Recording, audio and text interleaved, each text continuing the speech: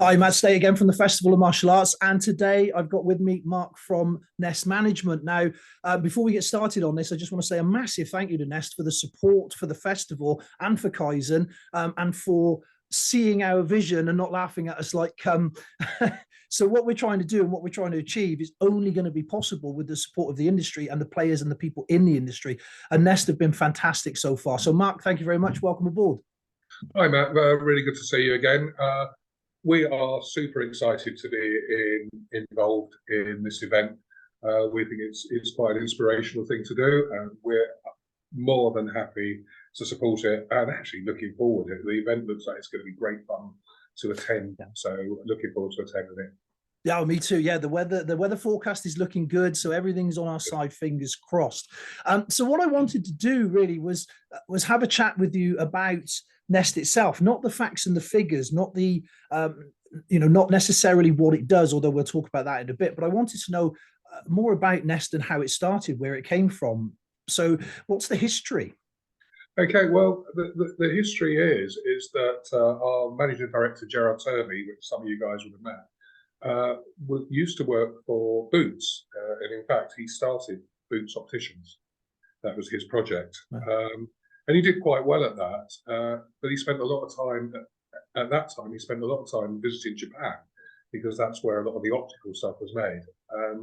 Gerard loved the Japanese thing, everything in its place, everything so perfect. And Gerard's a little bit OCD, I know you won't mind me saying that. And so that really appealed to him.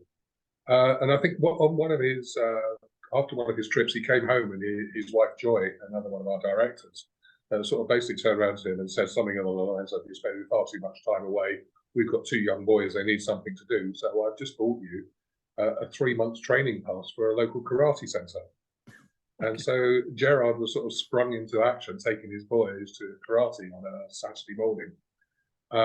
And he was in his 40s, so coming on to his 40s by then, so quite a late starter. And he absolutely fell in love with it.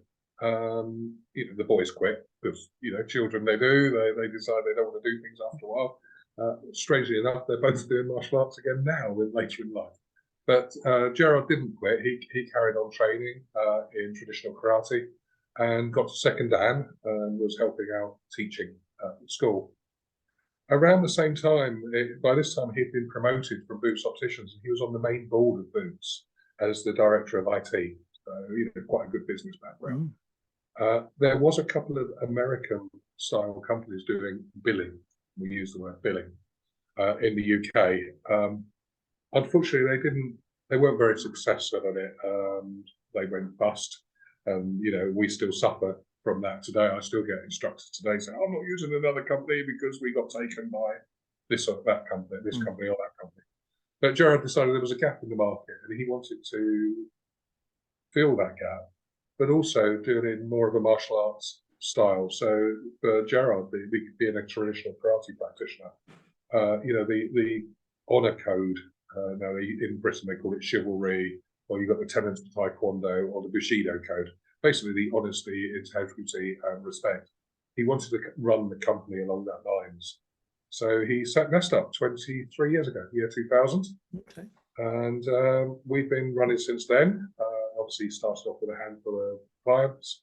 We now have well over 1,000 instructors in the UK that use the Nest system and work through Nest. That gives us around 95,000 students in the UK that currently are on the Nest system, paying their monthly fees by direct debit.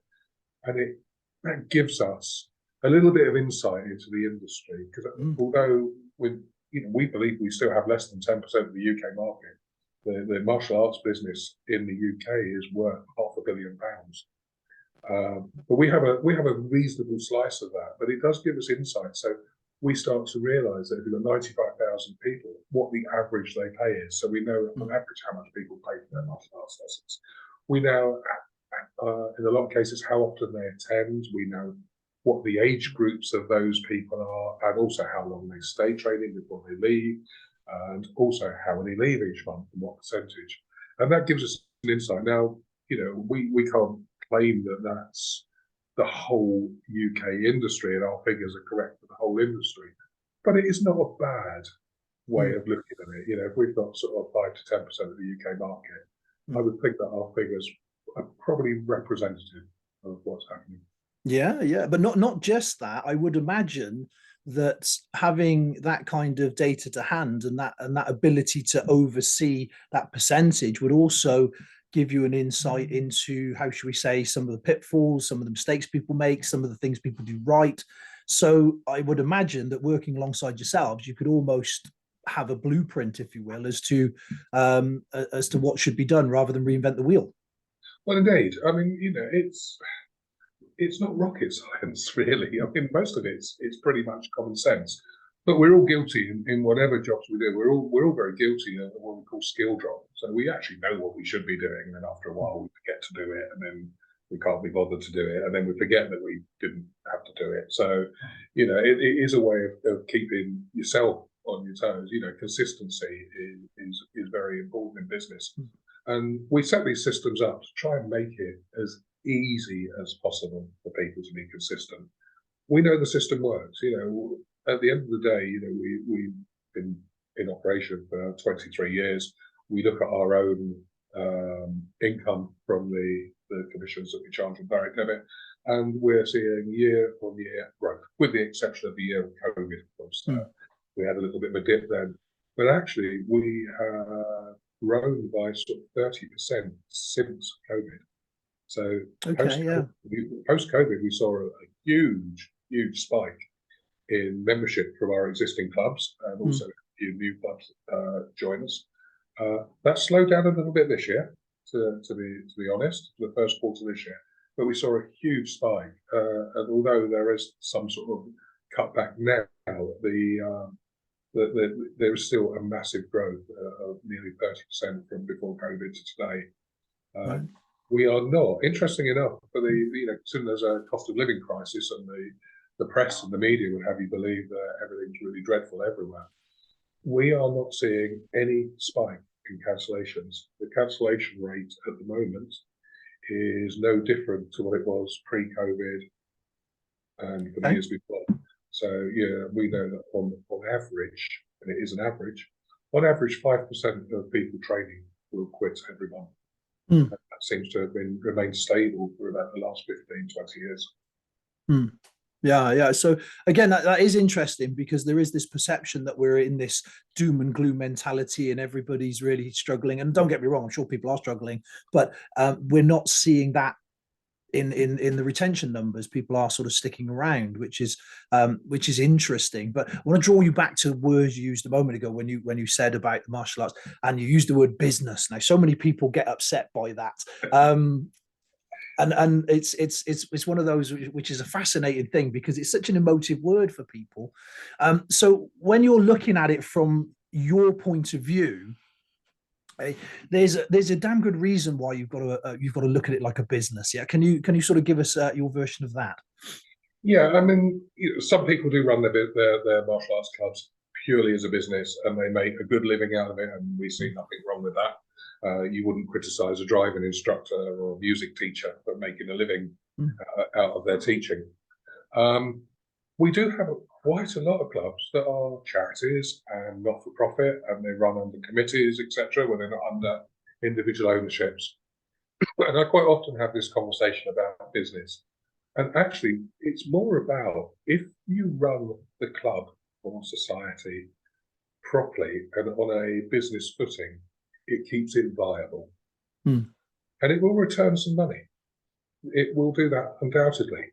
But what you do with the money is really down to yourself. And we have a fantastic judo club up in Scotland, and they do really well. And they're a not-for-profit organisation, but they make quite a lot of money because they offer fantastic services at fair prices that people want to do, and they want to pay. They're happy to do so. And every year they use the excess funds that they've created to take the children to Japan. Oh, fantastic! Yeah. So you can do what you like with the money. If you run it properly and it makes a return. If you're not for profit, donate it to charity. Spend it on more kit. Spend it on an outing for the students. Sponsor an athlete. you can do what you like. Or if you want to go out and buy a Ferrari or a Lamborghini, then I'm sure that's okay as well. Yes, yes. Good luck with justifying that to the tax man, because you're not going to get many mats in the back of a Lamborghini here. So, but you're absolutely right, and I think that's a great way to look at it, isn't it? In the sense that we all, we all talk about helping the community, being part of the community and stuff, and that's a great way to look at it, and a healthy way to actually give back in that sense. So, what about yourself personally? Because we talk about Nest a lot. So, what brought you to Nest? Well, it's not that exciting, actually. I'm not a martial artist, and I've got no martial arts background whatsoever. I worked in the print industry and the design office furniture industry for a long time. I found that I became a troubleshooter for quite a large international print company that had lots of outlets throughout the UK. And my job was to go around and look at the business of each individual business unit and see how they could improve and give them business tips on how to treat their customers, how to treat their staff, and putting systems in place. And that seemed to work for a while. And then I was approached by a recruitment consultant that I knew, who said, "Mark, I've got this opportunity for you at Nest." And that was 9 years ago. So I joined Nest. My thing for Nest is to try and recruit new clients, but I also work with our existing clients, helping them to budget and plan and give business advice. And that's it. When I joined Nest 9 years ago, they did suggest that I did some martial arts, so I did go to my local kickboxing school for about 4 or 5 months.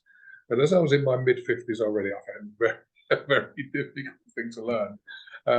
I think that I'd like to have another go, but I think if I was to have another go, I'd probably look at something like a more traditional karate, doing kata or kumse and taekwondo and forms, because I'm into my 60s now, and I'm not sure that jumping around and kicking, if it's not something done in the background, it's something I want to start now.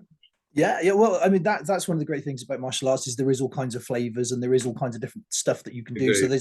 So there's bound to be something there for you. And to be fair, going to all those events, going to all those festivals, being around all of those martial arts things that are happening, and not actually getting on the mats. Us people that are into it like that, we find that baffling. But I suppose it would be the other way around, wouldn't it? If you were really into the martial arts, but you couldn't actually partake because you was having to go there to work, it'd be worse. That would be dreadful. Having said that, although I don't partake on the mat, I love the ethics of the martial arts. I really, virtually everybody I've met who, instructors, etc., have been just really good people with a fantastic positive outlook on life. So it's an absolutely delightful industry to work in, whether you go on the mats or not. As I say, I do have a go every now and again, but I do get invited to quite a few, normally because they want to give the money man a bit of a kicking. Oh, I don't think it's that at all. Just want to share what we love. That's what it is. So on that note, the festival itself, you guys are coming along, obviously, as a main sponsor. It's fantastic to have you there. And so you're just going to be basically having a chat with people, just being around? Indeed. We're not bringing anything electronic or anything like that, and this is not something we consider as a purely sales environment. We're not here to sign people up or anything at the day. What I'm looking to achieve from this is to see lots of my clients, because there's quite a lot of Nest clients that are involved in the on the mats as demonstrators and teachers, as well as visitors.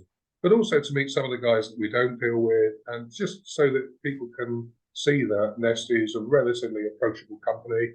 We can have informal chats about what difficulties or what challenges that people have. And I can do a bit of myth busting as well, because, when I have been doing this for the last 9 years, and I get people saying, well, we heard Nest do this, we heard Nest do that, we heard Nest, and, most of it is not true. We get people, well, Nest are only good for startup businesses. Once you're a big business, we're far too big to use someone like Nest. Not really true. We deal with some of the biggest names in the industry. And then we get it from the other side that say, people say, oh, well, Nest is okay for the big companies, but for us small companies who haven't got many students and only do it as a hobby, it's not really for us. Well, actually, we deal with quite a lot of charities and small clubs. Some of our smaller clubs only have like a dozen members, and they just trade together, and they use us because it's easy, and it costs very little. Our business charging model is commission based. So the thing is, if you are a small club, you get all the benefits of what we do for very little money. And if you're a very large club, you get all the benefits of what we do for a reasonable price. But then, when you're a large club, we have little extra services that we push in, for franchise businesses and licenses, things like that, just to make it easy. So my job there, I just want to wander around and see people, chat to them, shake some hands, introduce, to make it easier. So if people want to approach Nest later on at any stage, that they know, oh, we can just pick the phone up and talk to Mark. He'll have a chat to us.